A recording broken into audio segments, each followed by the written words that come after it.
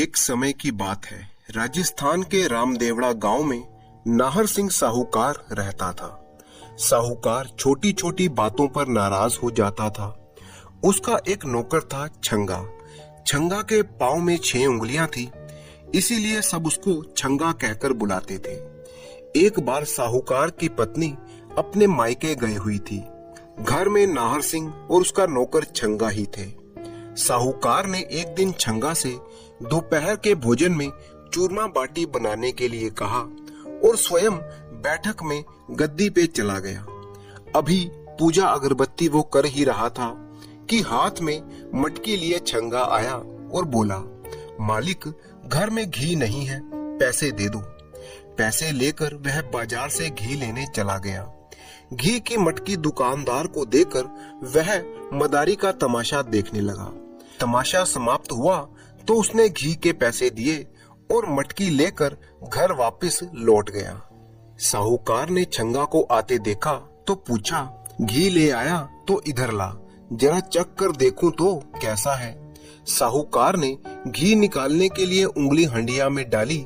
ये क्या, ऊपर ऊपर तो घी था लेकिन नीचे दही भरा था। साहूकार ने अपना माथा ठोका और बोला, किस बेवकूफ से पाला पड़ गया है, मेरे पैसे लुटा आया। क्रोध में आकर साहूकार ने पास में पड़ी हुई छड़ी उठाई और तड़ातड़ छंगा पर 10-5 जमा दी। छंगा कराह उठा। उसने मन ही मन कहा, एक दिन देख लूंगा। कुछ दिन बीतने पर साहूकार के घर उसका दोस्त आया। बड़े दिनों बाद दोस्त घर आया तो साहूकार ने उसकी खूब आव भगत की और छंगा से कहा कि जा शरबत बना कर ले आ। छंगा ने शरबत बनाने में बहुत देर लगा दी और इतने में तो साहूकार का मित्र भी वापस लौट गया। जब छंगा शरबत लेकर वापस आया तो साहूकार बहुत ही नाराज हुआ। क्या छंगा, मेहमान तो वापस भी लौट गए और तू अब शरबत ला रहा है? नालायक, तू किसी काम का नहीं है। छंगा ने बड़े ही निराशा भरे स्वर में कहा, मालिक, अब इस शरबत का क्या करूं? गुस्से में आग बबूला हुए साहूकार ने कहा, मेरे सिर पर डाल दे। इतना कहते ही छंगा ने आव देखा ना ताव और झट से सारा शरबत साहूकार के सिर पर उड़ेल दिया। अब साहूकार का गुस्सा 7वें आसमान पर पहुंच गया। उसने लात घूसे मार मार कर छंगा को अधमरा कर दिया। साहूकार तो मार पीट कर वहां से चला गया, परंतु छंगा बहुत देर तक रोता रहा। वो कह रहा था कि सेठ ने ही तो मुझे कहा था कि शरबत मेरे सिर पर डाल दे। मैंने तो उसी का कहा माना, फिर भी मुझे पीट दिया और बड़बड़ाया, एक दिन देख लूंगा। कुछ दिन बीतने के बाद साहूकार ने छंगा से कहा, मुझे तेरी मालकिन को लेने के लिए अपनी ससुराल जाना है, तुझे भी मेरे साथ चलना है। ससुराल ले जाने के लिए घेवर और मिश्री मावा ले आना। रास्ते के लिए कचौड़ी जरूर रख लेना। ऊंट को तैयार कर देना। यहाँ से सवेरे सवेरे ही निकल लेंगे।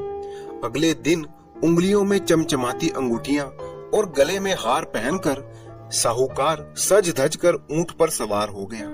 मालिक, आपकी अंगूठियां तो खूब चमक रही हैं, छंगा ने कहा। मालिक ने कहा, हाँ, शुद्ध सोने से बनी है। सुनहरी चमक वाली चीजें बहुत ही कीमती होती हैं, साहूकार ने बहुत ही गर्व पूर्वक कहा। सूरज आसमान में ऊपर चढ़ाया था। साहूकार ऊंट पर सवार आगे आगे था। पीछे पीछे छंगा सामान उठाए हुए पैदल चल रहा था। साहूकार के आभूषणों की चमक से रास्ते की रेत बार बार चमक उठी। छंगा को साहूकार की बात याद आई। चमकने वाली सुनहरी चीजें कीमती होती हैं। उसने रास्ते की चमकती हुई रेत मुट्ठी में भर भर कर खाने व मिठाई के थैले में डाल दी। रास्ते में एक बगीचे में कुएं के निकट साहूकार ने ऊंट को रोका। छंगा ने पानी भरा। साहूकार ने चबूतरे पर बैठकर मुंह हाथ धोया और छंगा से खाना निकालने के लिए कहा। छंगा ने प्याज की कचौड़ी, मिर्च व लहसुन की चटनी और साथ में कुछ मिठाई भी परोस दी। जैसे ही साहूकार ने पहला निवाला मुंह में रखा, उसका मुंह किरकिरा हो गया। वह चिल्लाया, ये क्या मिलाया है तूने खाने में? छंगा ने जवाब दिया, सुनहरी रेत। ससुराल खाली हाथ जाना पड़ेगा, सराय आने तक भूखा रहना पड़ेगा, यही सोचकर साहूकार अपने क्रोध पर काबू नहीं रख सका। उसने फिर से छंगा की मरम्मत कर दी। छंगा कहता रहा, मालिक मैंने क्या गलत किया है, मारते क्यों हो मुझे। उसको अपनी गलती समझ में नहीं आ रही थी, पर मन ही मन में उसने साहूकार से बदला लेने की ठान ली और वह बोला, अब तो इसे देख ही लूंगा। सांझ हो चली थी, धुंधुलका फैलने लगा। साहूकार ने सराय में डेरा डाला, आभूषण उतारे और कपड़े उतारकर खूंटी में टांग दिए, नहाया, खाना पीना खाया और सो गया। साहूकार को सोता देखकर छंगा को बदला लेने का मौका मिल गया। उसने साहूकार के आभूषण और कपड़े पहने, तैयार होकर उसने भी कुछ मिठाइयां खरीदी और ऊंट पर सवार होकर साहूकार की ससुराल में जा पहुंचा। वहां जाकर कहता है, मैं तुम्हारे जवाई का मित्र हूँ। तुम्हारा जवाई पागल हो गया है और बिना बताए ही घर से निकल पड़ा है। मैं उसे ढूंढने के लिए निकला था, 2 कोस दूर सराय में वह पड़ा है।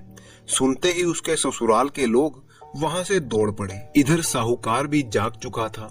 उसने देखा कि उसके कपड़े और सामान नहीं है, तो बेचारे ने वहीं पर पड़े हुए किसी नौकर के फटे पुराने कपड़े पहन लिए और ससुराल की तरफ चल दिया। रास्ते में लोग साहूकार को भिखारी समझने लगे और कुछ लोग उसे जानते भी थे। वो साहूकार की हंसी उड़ाने लगे। इन सब से साहूकार का दिमाग बिल्कुल खराब हो गया।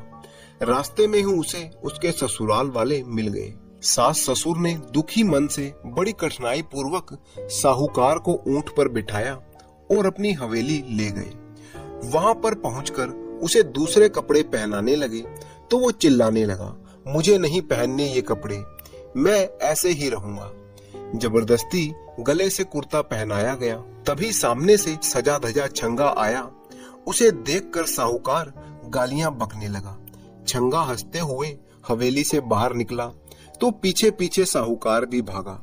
उसके पीछे बाकी लोग भी भागे। पत्नी बार बार हाथ उठाकर प्रार्थना कर रही थी, हे भगवान, ये क्या हो गया मेरे पति को, ये तो बिल्कुल पगला गए हैं, अब मैं क्या करूं। जैसे तैसे उन्हें समझा बुझाकर घर वापस लाया गया। भोजन के समय फिर छंगा ने साहूकार को तंग किया। सब लोग, इनको जरा ठीक से खिलाइए, 3 दिन से खाना नहीं खाया। अब कोई कहे खीर खाओ, कोई कहे पूरी खाओ, कोई चूरमा खिलाने की कोशिश करने लगा।